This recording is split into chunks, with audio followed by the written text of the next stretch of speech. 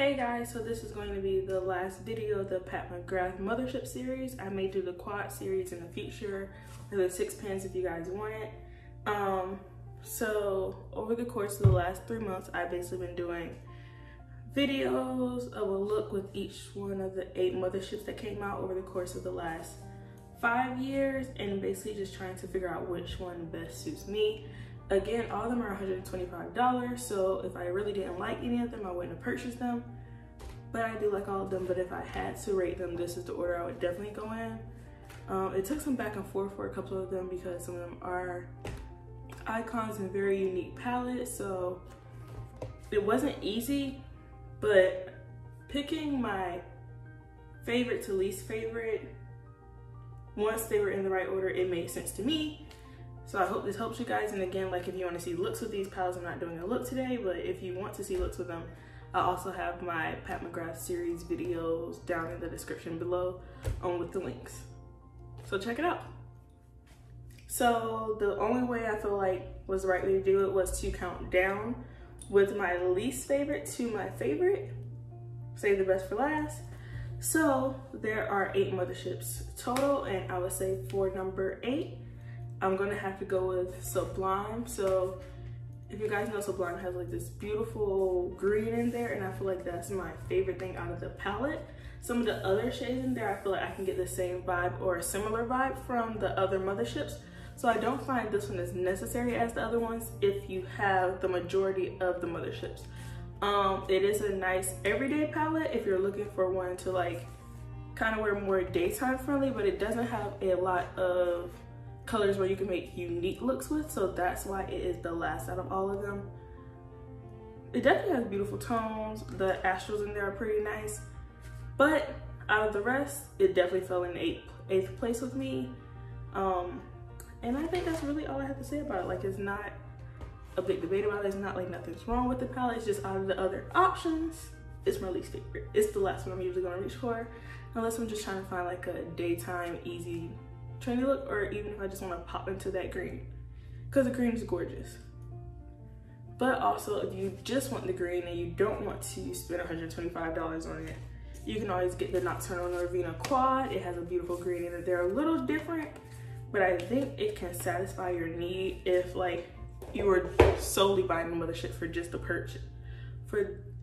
purpose of that green in there. So I would say maybe grab that if it's still available. Some places it still is, some places it isn't, because it is a limited edition 2019 holiday item from Pat.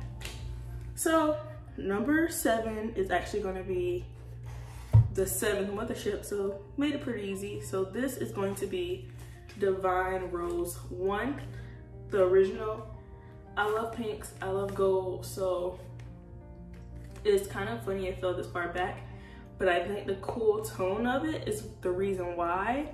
I'm more of a warm tone fan, and honestly what I expected from this palette when it was first being announced before the inside of the palette was shown. I was expecting like hot pinks, bright pinks, some really unique gold tones that we didn't see before in the other motherships, and that's not really what we got with this one. So we got more of like cool neutral tones, and I feel like honestly those colors were very similar to the colors in Sublime.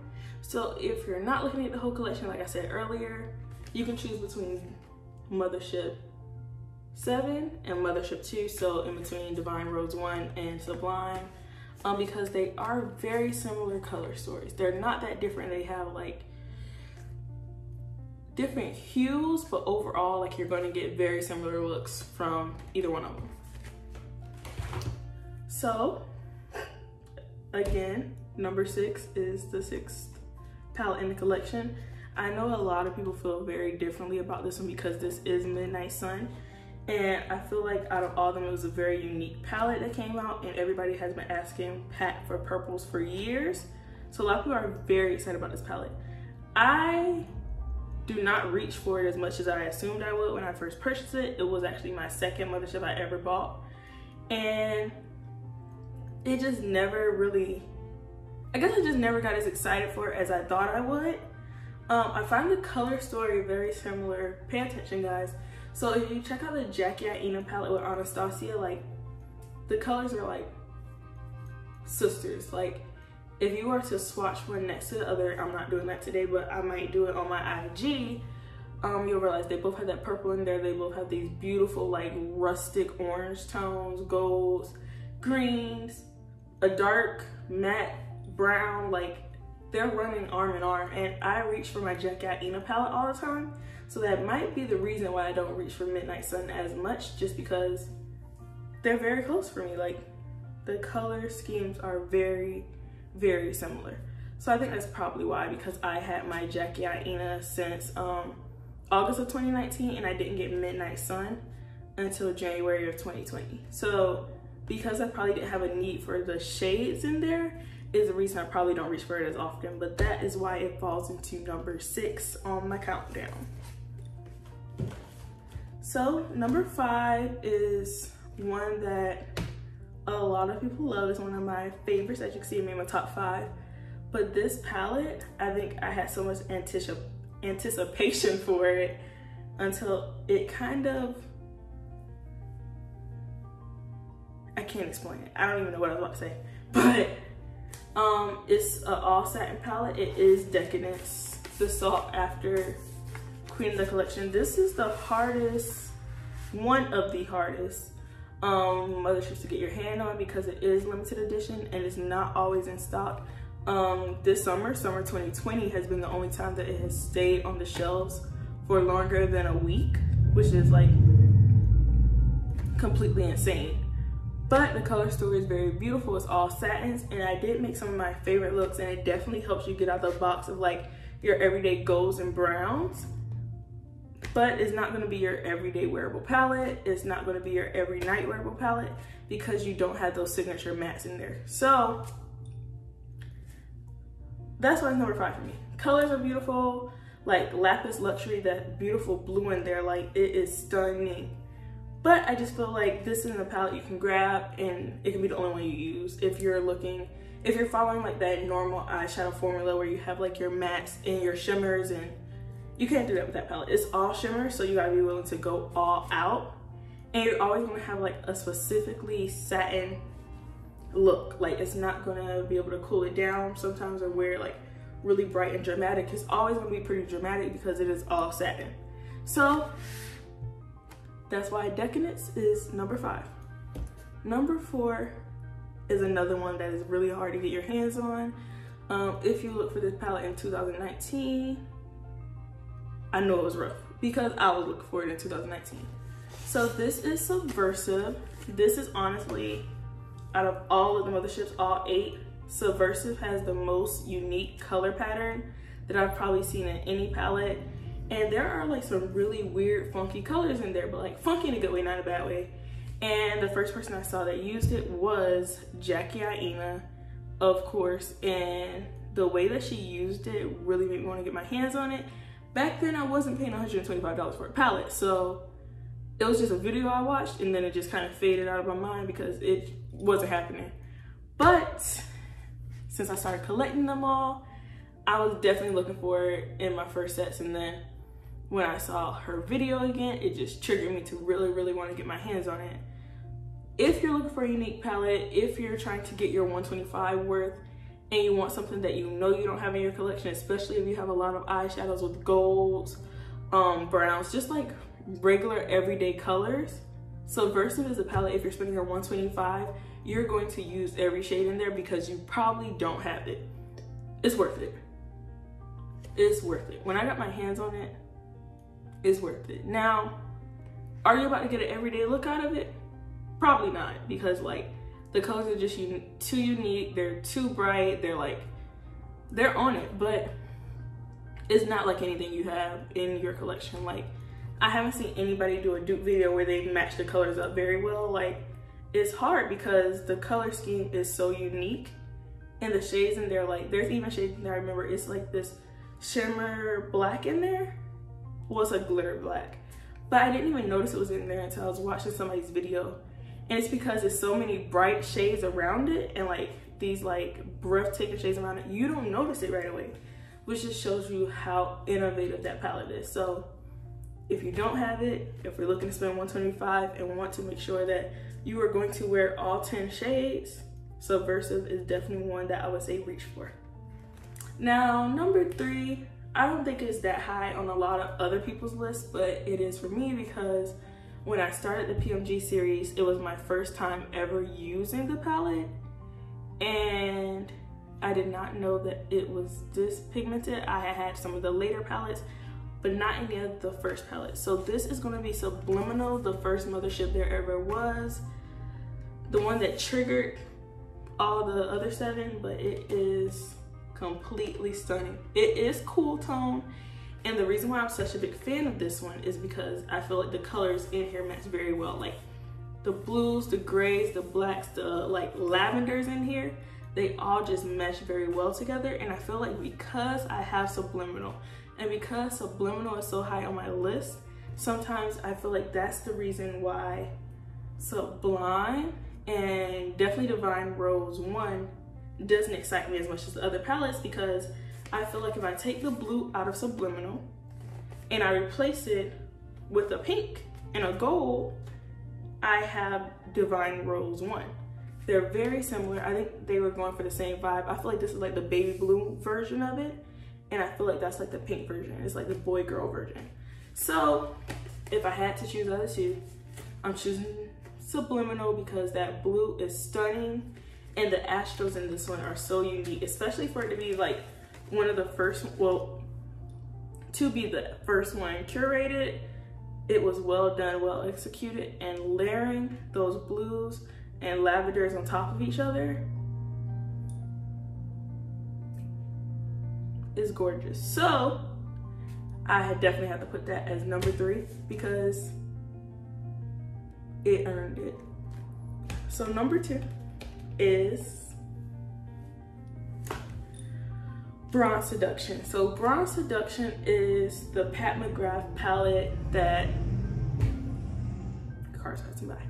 So Bronze Seduction is the first, in my opinion, melanated friendly, like severely melanated friendly Mothership palette. It has like deep rich chocolates in there, reds, golds. Like that palette looks great on every single person on this earth, and the pigmentation is there for everybody. The deep tones are very pigmented, and honestly, in all debates about Pat McGrath palettes, if somebody asks, like in any of the groups I'm in, on Instagram, or anywhere I see, and somebody asks, oh, what Pat McGrath palette should I get? I don't have any yet. Bronze Seduction is at least in the comments 500 times. Always, like it's the main one you see because it's a very daytime friendly one, it's a work friendly one, it is a nighttime friendly one. Like you can take that palette and be good for a week or 2. Like if you go on vacation with it, you won't need anything else. And that red in there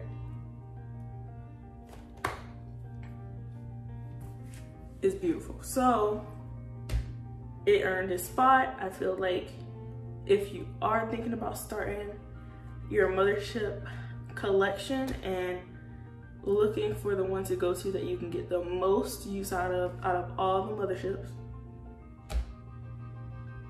and still be fly and look like you're wearing a $125 palette, is Bronze Seduction, because you can wear it daytime, you can wear it nighttime, you can wear it to work, and it's gonna match every single occasion. Even if you're going to like an elegant night out, like that's your palette.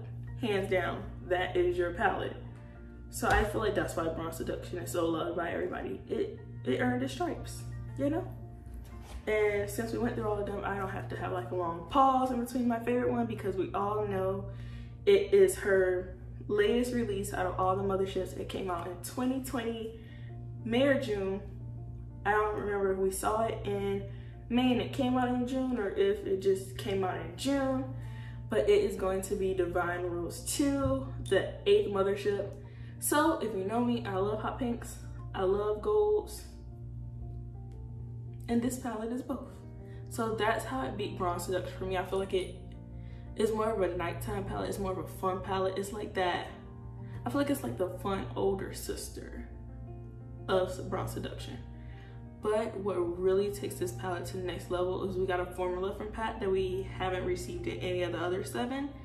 And that is the Extraterrestrial shade, which is a triochrome or triochrome. I never remember how to pronounce it. But it changes colors from like a gold to a green to a hot pink.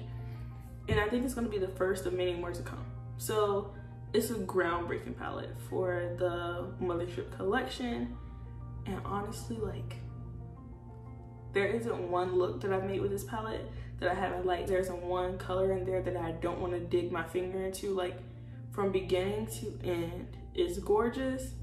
And I'm honestly oh, and another thing that they did that was pretty different was the other Motherships, when it comes to your matte deepening color, is either extreme black or it's a deep, deep dark brown. This one, they decided to do a dark, I think it's called extreme burgundy, but it's like a really, really deep burgundy. So almost like a plum burgundy. And that's different than all the other palettes that have like brown. So when this one came out, everybody was used to that black being in the palette, that brown being in the palette, but she gave us something different. And I feel like she's trying to rebrand the Motherships, which I'm totally okay with. Love all of them. Think they're all like really beautiful.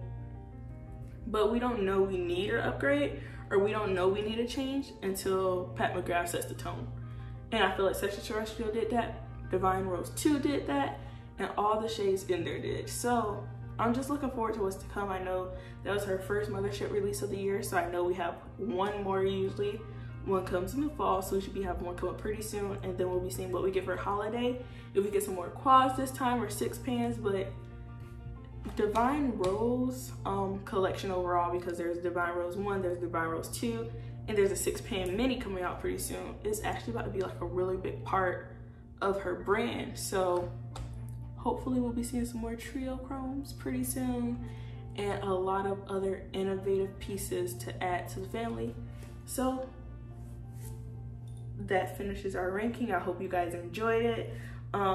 Put down below what Motherships you guys plan on getting, because it's a hard decision, especially if you haven't had a chance to like feel them in person, try them out. And another disclaimer, if you see them at Sephora, because this is what happened to me, if you see them at Sephora and you swatch them and the quality doesn't match the price, it's because they leave that palette open and it dries out your astral shades and your satin shades. So it makes them very patchy. So if you see them in the store, they are not the same quality as when you buy them online. They are not the same quality as the ones that are actually in the packaging in the store, because those are sitting open. So they're drying out the formula. So definitely don't go off of that. I would definitely say watch a couple of videos, check out a couple of swatches from people, and then really just make your decision based on the colors you like, because that's all you have to go off of. Because the swatches in Sephora are trash, because you can't really tell the quality of them. But that is my ranking video, Divine Rose 2-1. I hope you guys really enjoyed it. Love you guys, and see you soon.